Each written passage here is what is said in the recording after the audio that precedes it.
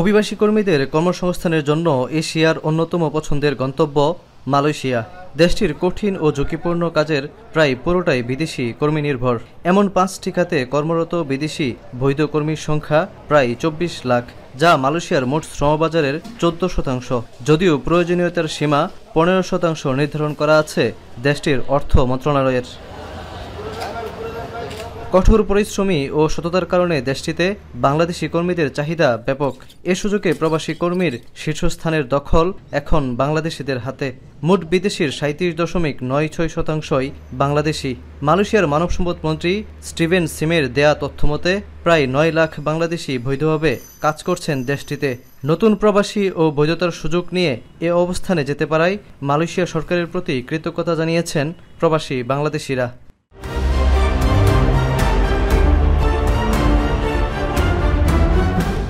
মহামারীর পরে সৌদি আরব, কাতার, দুবাই বিভিন্ন দেশে কিন্তু ভিসা বন্ধ ছিল।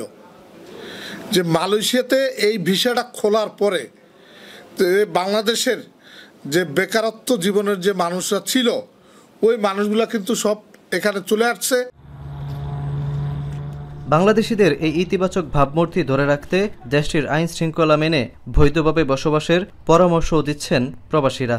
উভয় দেশের সম্প্রীতি সৌহার্দ্য বৃদ্ধি করার জন্য, সংস্কৃতির বিকাশ ঘটানোর জন্য কিন্তু এইটাই একটা মাধ্যম, যে একটা দেশের আইনের প্রতি শ্রদ্ধাশীল থেকে সেই দেশে অবস্থান করে সেই দেশের আইন মেনে সেই দেশে কাজ করে আর নিজের দেশকে, নিজের পরিবারকে উন্নত করা।